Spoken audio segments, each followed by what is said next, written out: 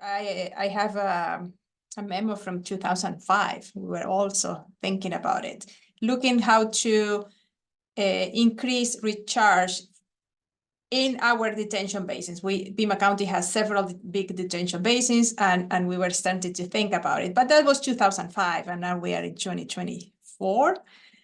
So things have happened since then. But in the last 2 or 3 years, there was a renewed interest in really start doing larger projects, because a lot of the projects we have been doing are more at the smaller scale. The park, if there is a park, the city owns a park, we are opportunistic and we build basins to capture stormwater, but we were not thinking much about recharging or sending the water into the ground. So my colleague, Jacob Prieto, has a lot of experience with those parks, detention basins. But we wanted to start looking at not being opportunistic, but just being more proactive, where we could realistically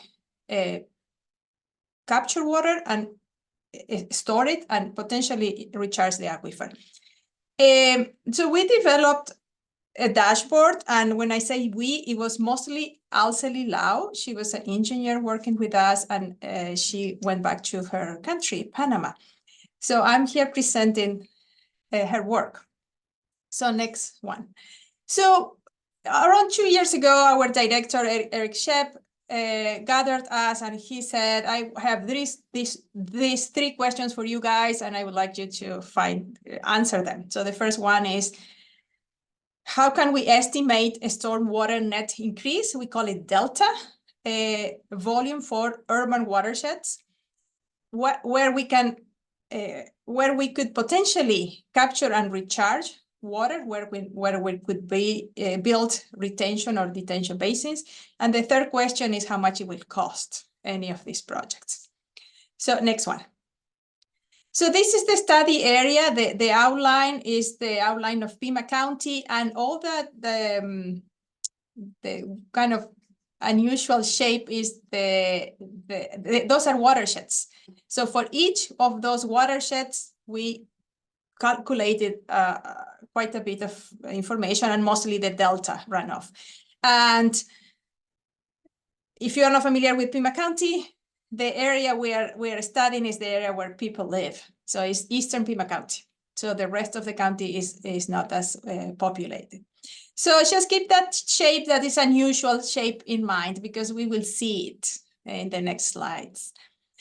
So we started with the usual way, gathering data, rainfall data, soil data, tritium data, because tritium can give us an idea of how old the water is, where the open spaces were available, because we needed space to build the basins, where information about the buildings, because we are computing delta increase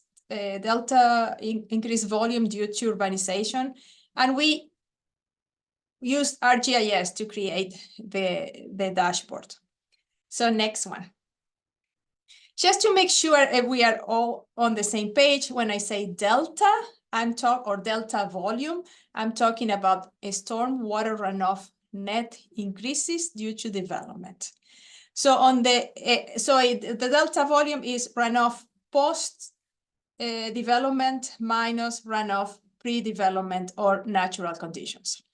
So you're familiar with the different situations when we have natural conditions, roughly, which is the figure on the left, roughly 10% of the rainfall becomes runoff. There is infiltration, there are losses, there is interception.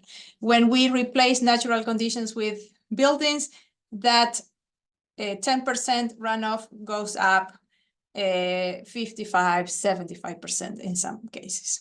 So the delta is the difference between the 75 and the 10% runoff. Next one, please. So we had to develop a model to compute those. So these are just all the equations we used. They will be used on the background of ArcGIS, but when we have two main equations, the equation for runoff for pre-development conditions, which is the rainfall times the runoff coefficient for the soil type times the area of the watershed. And we have an equation for the runoff generated by a watershed that's urbanized, and this is the equation. Here now we need to incorporate the runoff coefficient. The RO is the runoff coefficient of the impervious area times the area of the impervious area. And the same for the part of the watersheds that are still undeveloped. So it's a little bit more, it has a little bit more inputs and parameters. So, but when we put these two equations together, we obtain the equation for the delta, which is the one which you see at the bottom, is the rainfall for the end of the watershed times the impervious area in that watershed times the runoff, the difference between the runoff coefficient for impervious conditions minus runoff coefficient for natural conditions. That's why I say soil, because natural conditions can have different type of soils. So next slide, please. So well, we need to come up with numbers for those RO. And remember, RO is the percentage of rainfall that produces runoff. So this was also work that was done by Dr. Evan Canfield, who was our boss, who was my boss, but he retired last year. So he did a lot of analysis, and there was a lot of work from also an intern who did the analysis. And they, using water harvesting tanks and observations from the urban part of Tucson, they estimated that the post-development runoff coefficient was 75%. So 75% of rainfall becomes runoff. Now, for the pre-development conditions, the type of that value will depend on the type of soil we have. So soil type B, D, soil type B will be almost 4% runoff because it's very permeable. But if it's a soil type D, it's very non-permeable soil, so it will generate 15% of runoff. So we need to know all those values to develop the dashboard and use them in the equation for the delta or the delta volume. Next slide, please. So this is how it works. This is all done on ArcGIS. Again, we have that unusual shape I mentioned before with all the watersheds. So we will input rainfall.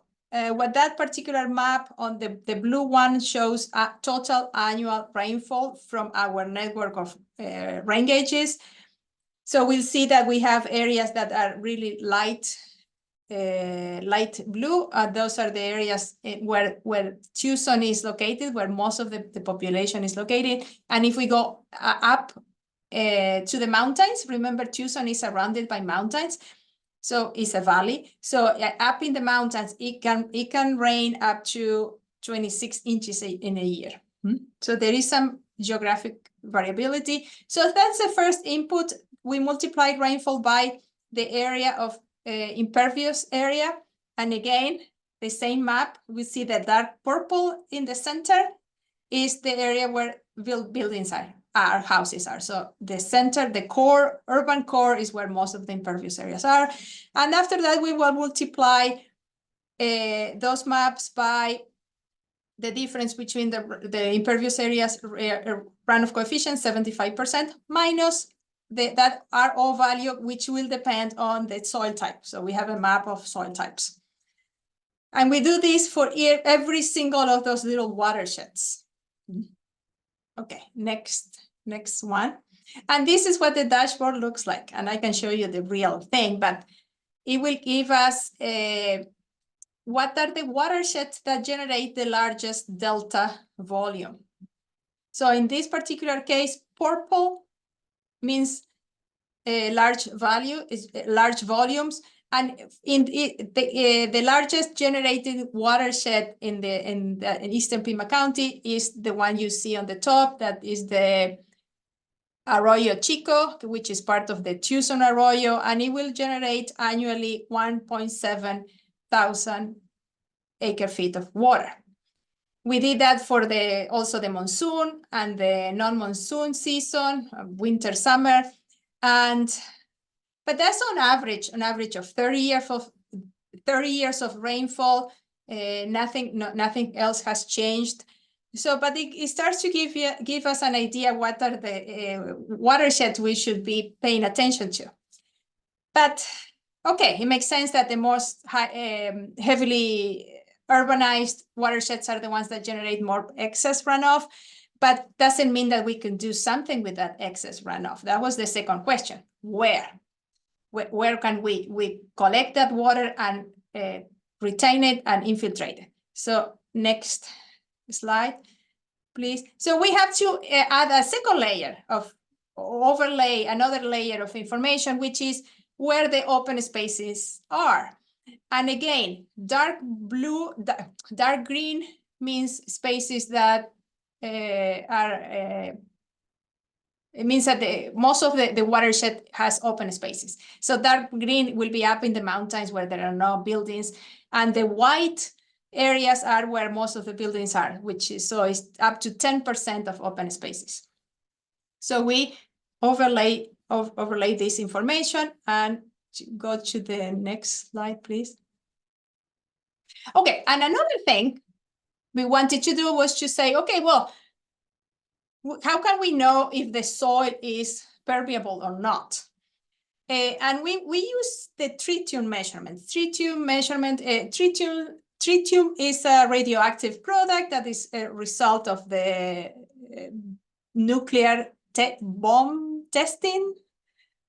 And so it's a recent radioactive product that is available in the atmosphere. So what it says, it will tell us is that if the levels of tritium are high, the water, and this is in wells, the water in the wells is relatively young water, which means that it has been recharged recently. So what you see is the large orange colored bubbles indicate young water. So it means that water has been recently infiltrated. And if you are not familiar with the area, but if you pay attention, they are along the main rivers. So the Santa Cruz River, the Rito River, the main rivers in the area. So we also overlay that information because it gives an idea of areas where the water can infiltrate more easily. Okay, next slide. And with that, we are refining the selection of the watershed. So now, if you look at the figure, the map, you will see now that some of those purple watersheds that, remember, were the ones that were generating the largest delta volume, now they have a red line around it, because those are the watersheds that meet a lot of conditions, that they have to have a certain, the watershed needs to generate a certain delta volume that so it's worth for us to collect it. So we said it needed to be 400 acre feet. We needed to have a space to build a basin that is 6 feet deep, and I will collect that water, those 400 acre feet. We said, well, we want it to be at least 20% impervious, because it could be a situation that the combination is that there is not much impervious area, but the watershed was selected. And we needed to find some tritium levels, high tritium, at least some tritium levels that will tell us that the soil was permeable, I'm sorry. So now the dashboard will look like that. We will start to see those delineated watersheds. Okay, next one. Now, one of the questions was how significant, if we were to capture all the delta that's generated from this watershed, how much of the water portfolio it will represent. So the Tucson Active Management Area is what TAMA means. And the figure on the top is the annual water supply. So we'll see that The blue is Colorado River water. More than 50% of the water comes from the Colorado River. 40% is groundwater. There is a little bit of effluent water and tiny bit of surface water. Now, if we add all the delta volumes generated from all the watersheds and we add that information into the pie chart, we see that could represent roughly 11% of the water supply for this area. But from that 11%, 7% is generated by watersheds that are not in what we call the best locations. And that means that there is not open space to build any type of infrastructure or any of the conditions we are setting just to make this problem exercise a little bit more easy to handle. Otherwise, there are so many variables to take into consideration. So this gives us an idea of how much potential there is in stormwater capture and recharge. Okay, next slide. So you don't have to read this, but these are all the assumptions we made, many. One of them is that we don't consider losses. We assume that everything that rains generates runoff. There is no losses for interception, losses for evapotranspiration, nothing. And a lot of also assumptions about the size of those basins we will be building to store the water.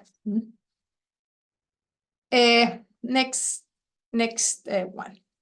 So just to give you an idea, Nick mentioned the curb, which is our baby. Everybody in Pima County is super proud of that project. But it's a very successful project, and one of the things that I should mention that it was possible to build because we had access to land. So land is a big constraint for us sometimes. So that particular curb basin has a capacity of 1,880 acre-feet. Another basin we have, retention basin we have in Pima County is the Massey Hill Basin, which has a 76 acre-feet capacity, is roughly for the 10-year storm. So just looking at what the volumes we were finding in our dashboard is what the green bar shows, bar plot shows on the left. We see that the volumes could be, the largest one could be 600 acre-feet, but some of them were less than 200. So we need to come up with an average volume we are going to use, and that's where we used 400 in some slides ago. Okay, next one. Okay, and the third question is how much it will cost.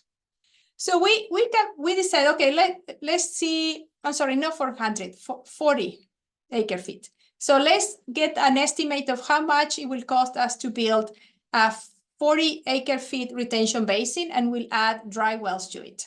So we contacted one of our contractors and we asked them to give us an estimate, and this was over a year ago, so prices are a little bit dated by now. But so this is the cost of the excavation, mobilization, and installing a very basic protection around the basin. And at the time, for that 40 acre-feet retention basin, it was 66 feet deep.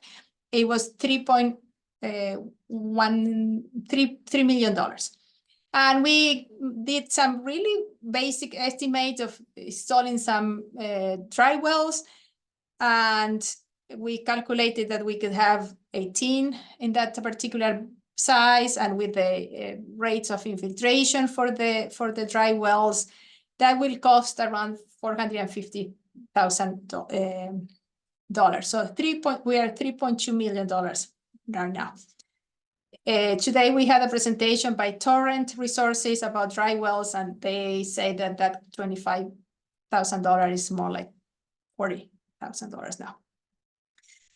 We also need to make sure that we can drain the basin fast enough so we don't have mosquito problems. So that's why we were calculating how long it will take us to drain the basin, and we came up with 11 days, which is really slow for our based on our ordinances. Okay, next one. Okay, so I will show you quickly the dashboard, but so it right now is a planning tool. It will allow you to allows us to know what watersheds have a higher delta volume. It allows us to know that if there is green spaces or open spaces available. And when I say open spaces, it could be park, vacant lot, national park, natural preserves, church open spaces. It could be anything. Anything doesn't mean that the county owns the land. It doesn't mean anything. It means that there is potential to build some type of project. So right now we have a lot of constraints. We are thinking about making it a little bit more flexible to be able to simulate different situations. And right now also the cost of implementation is a little bit steep, because if we want to implement this type of basins all over the county at $3.2 million per basin is a big investment for the county. So I would like to show you quickly the dashboard. I don't know how to do it. Let me see if I can change share screen. Yes. Yes.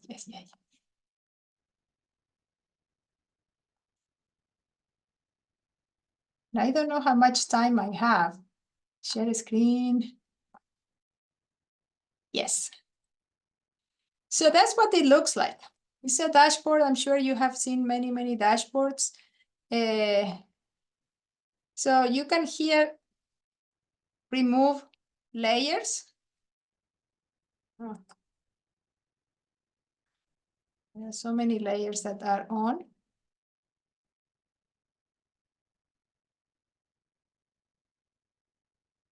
Oh, it's not listening to me.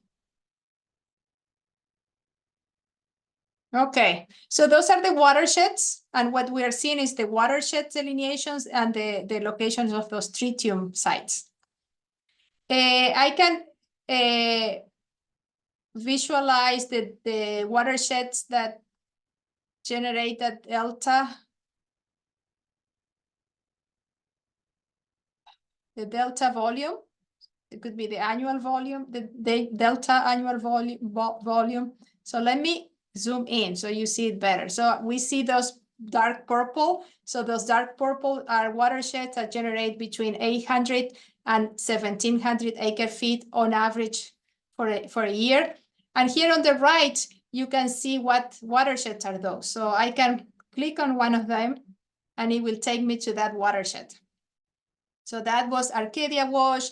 And here in this window, I will have all the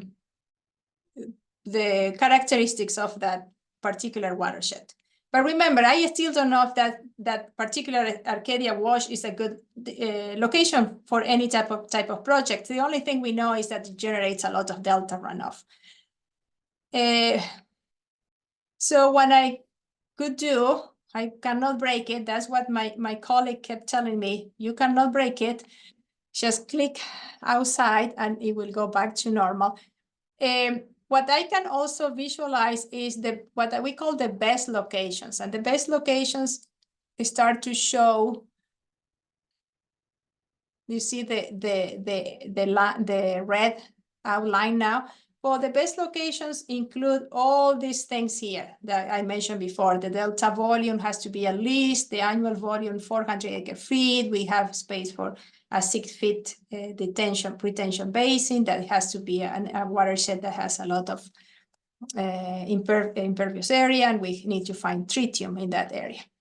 So another thing I can do is look at where the open spaces are, and that's the layer I just activated. And here we see them. They're all over the place.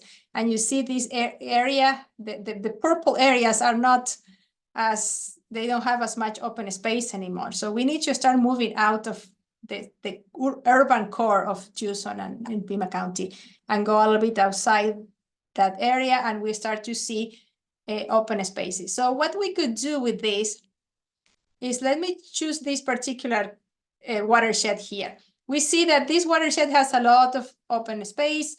The water runs from the top to the bottom of the screen. So we could build some type of basin, retention basin here, for example, but the problem with that one is that it is too higher up in the watershed. So ideally, we would like to have something close to the outlet of the watershed. When we click on that layer, we will get additional information about the volume if we were to build those basins. You see, I can select that little open space and it will tell me the volume for that, for the annual delta volume. Will also tell me what will be the volume of not the annual total precipitation, but the rainfall that is 1 inch in depth, because a 1 inch rainfall event is the one that happens on average 90% of the time in Tucson. So there is no reason for us to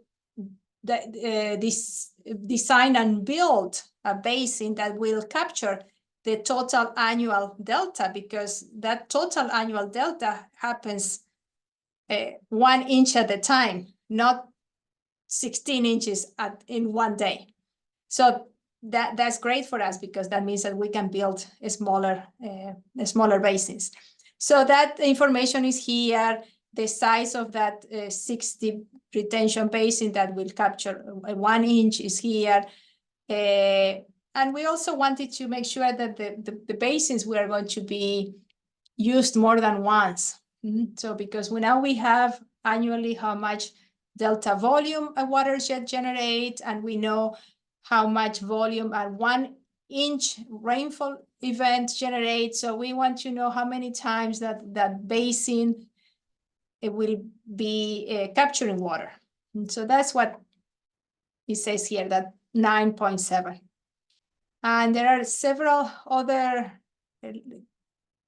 windows that have more information, but that's the way it works. And now, if I wanted to just pick another, I don't know why I cannot get rid of the watershed. Okay, let's say that and here I have also more information, the delta volume for the monsoon season, on the right for the non-monsoon season, and it keeps showing me the watershed that generates the largest delta. And that depends. When I zoom in those values, if you pay attention here on the right top corner, those values change because they are for the watershed that is on my screen, on that window. When I zoom out, those values change. So I think that's a quite quick overview of the tool. Is, as I said, is for planning purposes at this point, but we are using it. Yeah, we are using it already. So